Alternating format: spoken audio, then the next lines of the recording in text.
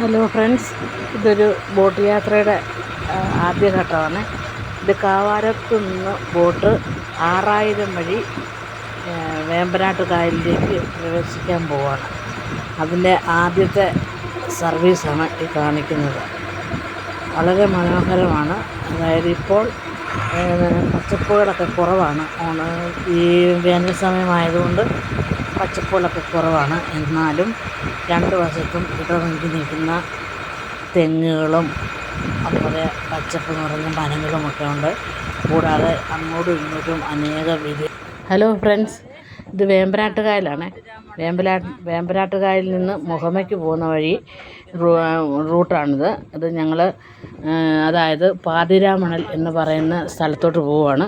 അതിൻ്റെ സൈഡ് വശമാണ് ഇപ്പം നിങ്ങൾക്ക് ഈ ദൃശ്യത്തിൽ കാണുന്നത്. ഇതിൻ്റെ ഈ സൈഡ് ഈ കായലിൻ്റെ നടുവിലായിട്ട്, അതായത് പാതിരായ്ക്ക് മണലുകൾ ഇങ്ങനെ വന്ന് കൂടി രൂപം കൊണ്ട് ഈ ചിറ പോലെ കുറേ ഏക്കർ ഇങ്ങനെ ആണ് ഇതിൻ്റെ സവിശേഷത. ഇതിനകത്ത് ഇപ്പോൾ പാർക്കുണ്ട്, ഏറുമാടമുണ്ട്, പിന്നെ ശ്രീനാരായണ ഗുരുവിൻ്റെ ഒരു ചെറിയ അമ്പലമുണ്ട്. അതുപോലെ പാർക്ക്, കളിക്കാൻ ഊഞ്ഞാൽ, ഇങ്ങനെ വിവിധ തരങ്ങളായ കുട്ടികൾക്ക് അവരുടേതാകുന്ന സന്തോഷത്തിനും അവർക്ക് എൻജോയ് ചെയ്യാനുള്ള സ്ഥലങ്ങളാണ് ഇപ്പോൾ ഇത് കാണിക്കുന്നത്. ഇതിൻ്റെ ഉള്ളിലോട്ട് ഞങ്ങൾ കയറിയിട്ടില്ല. അതിൻ്റെ ചുറ്റളവിലോട്ട് ഞങ്ങൾ വരുന്നതേ ഉള്ളൂ. ഇതാണ് പാതിരാമണൽ എന്ന് പറയുന്ന സ്ഥലം.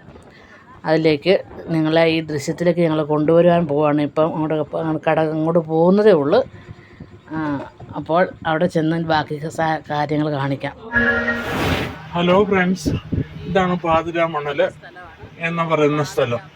അതിൻ്റെ ഐതിഹ്യം എന്താണെന്ന് വെച്ചാൽ, രാത്രിയിൽ മണലുകൾ ഇങ്ങനെ വന്ന് കാറ്റടിച്ച് കൂടി അവിടെ ചിറ പോലെ ഇങ്ങനെ വന്ന് കുറേ ഏക്കറുകളോളം കായലിൻ്റെ നടുക്കായിട്ട് ഉള്ള ഒരു സ്ഥലമാണ്. അതിന് അങ്ങനെ പേര് വന്നിരിക്കുന്നത് പാതിരാമണൽ എന്നാണ് അറിവ്. ഇതിൻ്റെ ഈ സ്വദേശികളും വിദേശികളുമായിട്ടുള്ള അനേകം ആൾക്കാർ, ടൂറിസ്റ്റുകൾ വന്ന് ഇതിൻ്റെ ഫ്രണ്ടിൽ വന്നിട്ട് നമുക്ക് 50 രൂപ പാസ്സാണ്. ആ പാസ് എടുത്ത് അകത്ത് കയറുക.